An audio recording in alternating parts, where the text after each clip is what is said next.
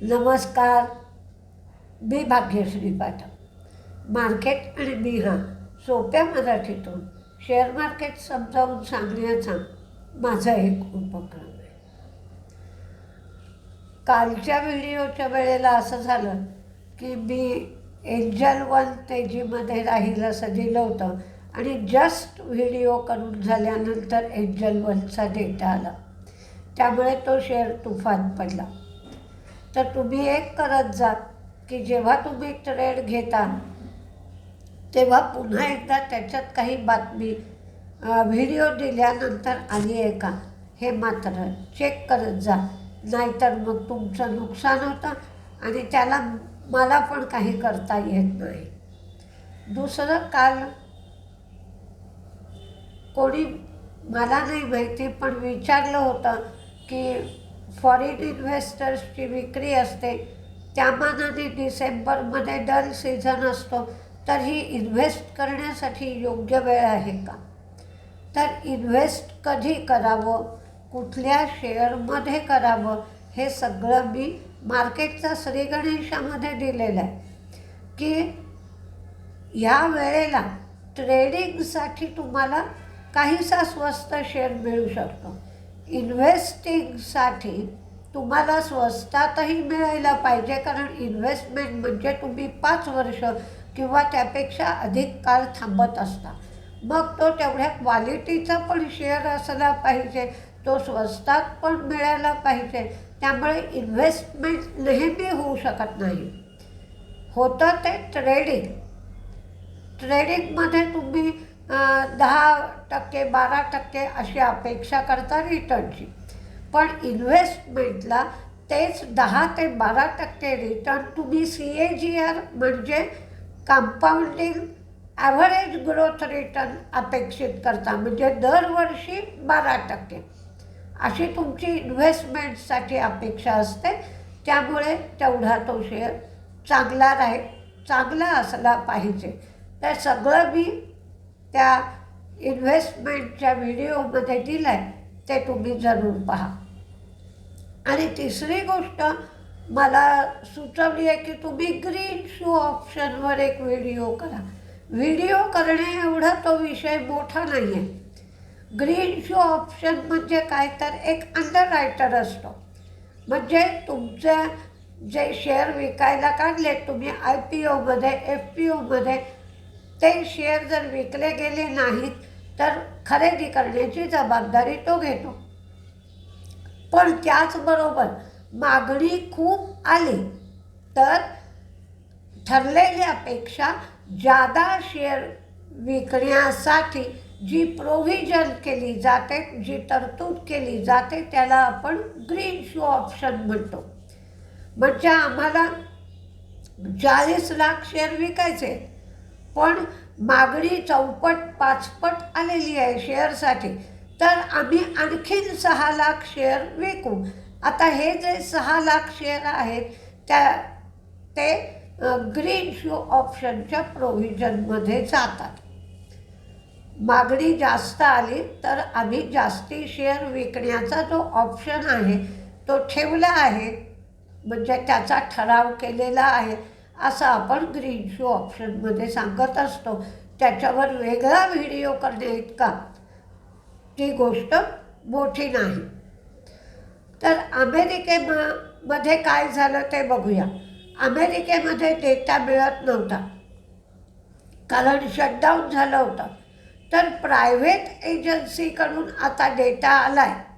तर तो जो डेटा आला आहे त्यामध्ये नोकऱ्या वाढतील अशी अपेक्षा होती 10,000 ते 40,000पर्यंत, तर त्या नोकऱ्या वाढण्याच्या ऐवजी कमी झाल्या. त्याचप्रमाणे सर्व्हिसेस PMI 52.6 आला आहे, स्टँडर्ड आणि पुअरचा 54.1 आला आहे. ह्या सगळ्या गोष्टी बघता अमेरिकेमध्ये रेट कट होण्याची शक्यता निर्माण झालेली आहे.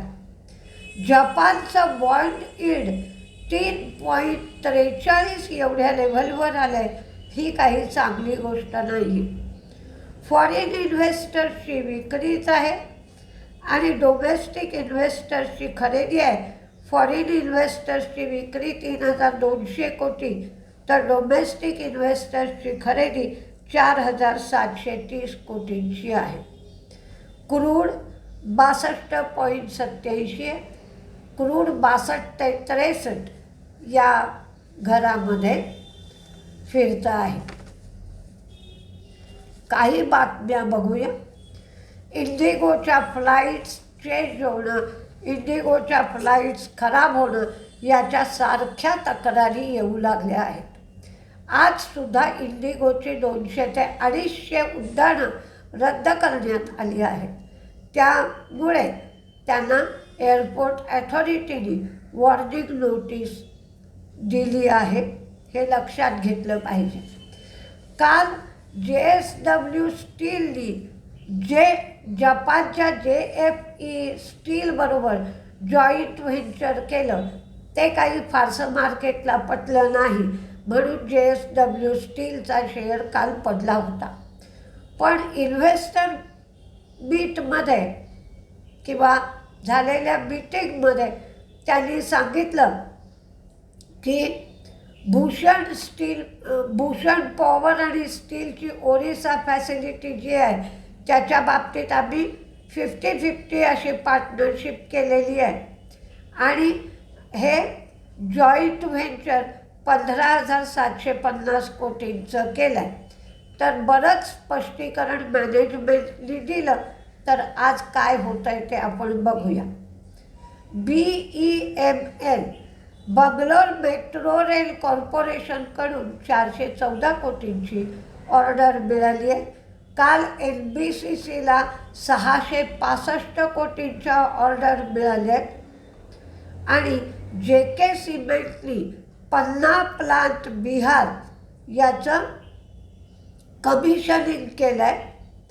3.3 बिलियन TPA लाईन 2 त्यांनी सुरू केली आहे आणि कपॅसिटीसुद्धा वाढवली आहे.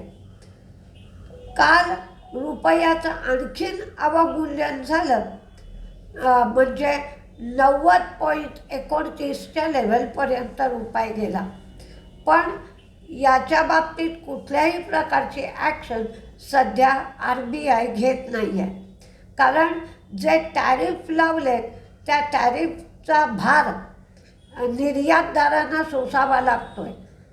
जर रुपया वीक झाला तर निर्यातीमधून जे निर्यात करतात त्यांना अधिक पैसे मिळतील, तर तो भार थोडा हलका होईल अशा अपेक्षेने बहुतेक RBI कोणतीही ॲक्शन घेत नाही आहे असं दिसतंय. म्हणून रुपया कितीपर्यंत घसरतोय हे मात्र बघण्याची गोष्ट आहे. RVNLला 145 कोटीची ऑर्डर मिळाली आहे. विंटेज कॉफी यांनी 100% प्युअर इन्स्टंट कॉफी लॉन्च केली आहे.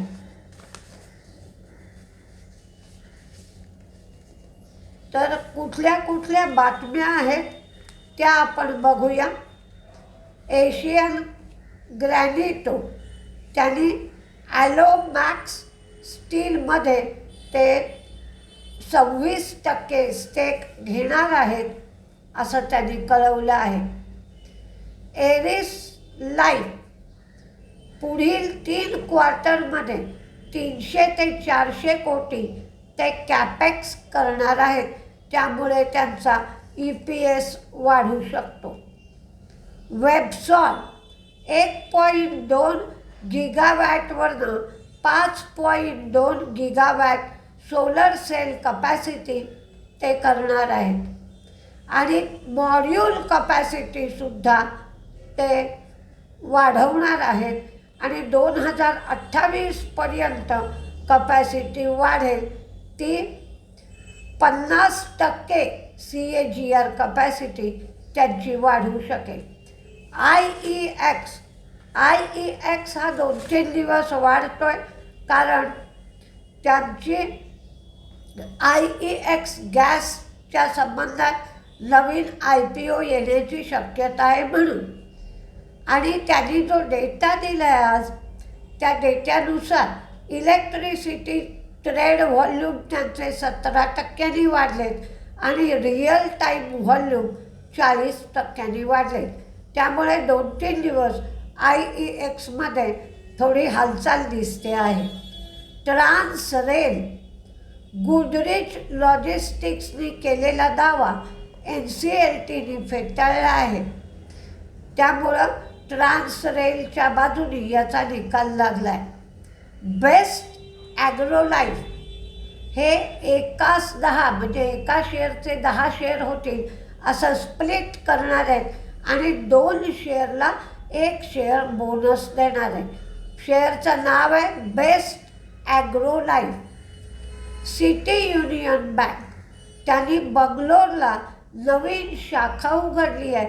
आता त्यांच्या शाखांची संख्या 901 एवढी झाली आहे. पेट्रोनेट ONGC बरोबर त्यांनी 15 वर्षासाठी करार केला आहे.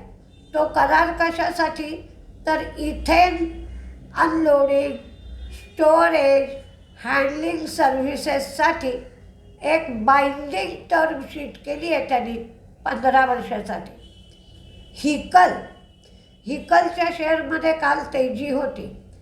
कॅस्टिलिया लाईफ सायन्सनी हिकलमध्ये 24.5% स्टेक घेतला आहे. पेस डिजिटेक यांना 99.7 कोटींची बॅटरी एनर्जी स्टोरेजसाठी ऑर्डर मिळाली आहे.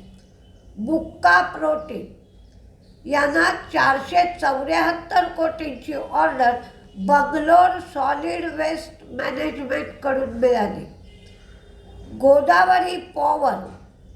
गोदावरी पॉवरला कपॅसिटी वाढवण्यासाठी संमती मिळाली आहे. तर 2.7 MTPAवरून 4.7 MTPA करण्यासाठी संमती मिळाली आहे. सोम डिस्टिलरी हे 11 तारखेला राईट्स इश्यूवर विचार करणार आहेत. आता कुठले शेअर तेजीत राहतील, कुठले शेअर मंदीत राहतील हे बघण्याबरोबर आणखीन एक NHPCची बातमी नुकतीच फ्लॅश होती आहे की Subansiri lower hydro electric unit त्यांनी नॅशनल ग्रीडशी जोडलं आणि ONGCचे जे अरुण सिंग होते त्यांना 1 वर्षासाठी एक्सटेन्शन मिळालं आहे. तर पुतिन यांचा आजपासून दौरा सुरू होतो आहे. खरं तर अशी अपेक्षा होती की डिफेन्स शेअर वाढतील. त्यांचा खूप मोठा दौरा नाही आहे, पण काही ॲग्रीमेंट्स होतील. या दौऱ्याकडे अमेरिकेचं खूप लक्ष आहे. मी जे शेअर मंदीत राहतील किंवा तेजीत राहतील सांगते, तर एक ब्रोकरेजचे रिपोर्ट्स, रेटिंग एजन्सीचे रिपोर्ट्स किंवा चार्ट्स किंवा त्याच्यात असलेल्या बातम्या किंवा 2-3 दिवस त्या शेअरमधली हालचाल. आज HULची FNO कॉन्ट्रॅक्ट्स पूर्ण एक्सपायर होतील, कारण उद्या क्वालिटी आईस्क्रीमची एक्स डेट आहे, रेकॉर्ड डेटही उद्याच आहे आणि त्यांचं आईस्क्रीम विभागाची किंमत काय होईल ती सुद्धा उद्या डिसाईड होणार आहे.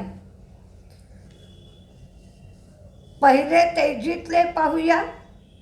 Redington, Dixon, Hindustan copper, pine lab, IEX, RVNL, Welspun living, NTPC, Kochi shipyard, Wipro, Tata consumer, Triveni turbine, MCX, APL, Apollo tube, Petronet, Vodafone, Karnataka bank. Karnataka बँकेमध्ये पुन्हा खरेदी सुरू झाली आहे. काल 21 लाख शेअर्स खरेदी झाले. हसवानी यांनी पुन्हा काल खरेदी केली आहे. Aarti pharma, JSW steel, lemon tree, HUL, KPI green आणि JK टायर. टायरचे शेअर कालही तेजीत होते. म्हणजे सिॲट तेजीत होता काल, अपोलो टायर तेजीत होता. तर मंदीमध्ये इंडिगो, कारण इंडिगोच्या फ्लाईट कॅन्सल होत आहेत, आणि इटर्नल, कारण इटर्नलला खूप स्पर्धेशी तोंड द्यावं लागतं आहे. ॲमेझॉननी जे चार्जेस लावले जात होते एक्स्ट्रा, ते सगळे चार्जेस ॲमेझॉनने कॅन्सल केले आणि ॲमेझॉनबरोबर खूप मोठ्या प्रमाणात इटर्नलला स्पर्धा करावी लागते. म्हणून इटर्नल मंदीमध्ये दिला आहे. आणि इंडिगोला वॉर्निंग देण्यात आली आहे, कारण फ्लाईट लेट होत आहेत, फ्लाईट कॅन्सल होत आहेत म्हणून. तर बघूया आज काय काय होतं आहे ते. नमस्ते.